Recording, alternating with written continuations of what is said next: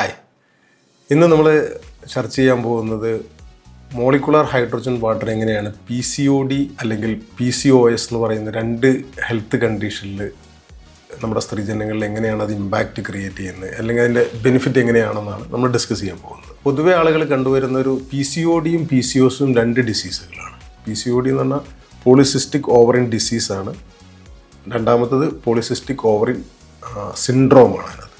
ആദ്യത്തെ ചെറിയ ഒരു ഡയറ്റ് റിലേറ്റഡ് ആയിട്ടുള്ളൊരു പ്രോബ്ലം ആണെങ്കിൽ രണ്ടാമത്തെ PCOS എന്ന് പറയുന്നത് കുറച്ചും കൂടി എന്താ പറയുക, നമുക്ക് അറ്റൻഷൻ കൊടുക്കേണ്ടതും കുറച്ച് സിവിയർ കണ്ടീഷനിലേക്ക് പോകാൻ സാധ്യതയുള്ളതുമായിട്ടുള്ള ഒരു സ്റ്റേജാണ്. മോളിക്കുലർ ഹൈഡ്രോജന് ഇൻസുലിൻ റെസിസ്റ്റൻസ് വളരെ കൂടുതലാണ്. കാരണം ഈ PCOD PCOS രണ്ട് സാഹചര്യത്തിലാണെങ്കിലും ഇൻസുലിൻ റെസിസ്റ്റൻസ് എന്ന് പറയുന്നത് അതിൻ്റെ തീവ്രത കുറയ്ക്കാൻ വളരെ സപ്പോർട്ടീവായിട്ട് കിട്ടുന്നതാണ്. അതുകൊണ്ട് തന്നെ ഇൻസുലിൻ റെസിസ്റ്റൻസിന് എഗെയിൻസ്റ്റ് ആയിട്ട് ഹൈഡ്രോജനെ പ്രവർത്തിക്കാനുള്ള അപാരമായിട്ടുള്ള കഴിവുണ്ട്. അല്ലെങ്കിൽ ഇൻസുലിൻ റെസിസ്റ്റൻസ് എന്ന് പറയുന്ന സാഹചര്യത്തിൽ നിന്ന് ബോഡിയെ നോർമൽ സ്റ്റാറ്റസിലോട്ട് കൊണ്ടുവരാൻ മോളിക്കുലർ ഹൈഡ്രോജന് കഴിവുണ്ട്. അതുകൊണ്ട് തന്നെ ഇതിൻ്റെ ഇൻഫ്ലമേഷൻ റെഡ്യൂസ് ചെയ്യാൻ ഇത് എക്സലൻ്റ് ആയിട്ട് ഹൈഡ്രോജന് കഴിയുമെന്നുള്ളത് 2007ലെയും 2014ലെയും സ്റ്റഡീസുകൾ സ്ഥിരപ്പെടുത്തിയിട്ടുണ്ട്. ഇതെല്ലാം തന്നെ മെഡിക്കൽ ജേർണലുകളിൽ പബ്ലിഷ്ഡാണ് അതിനകത്ത്.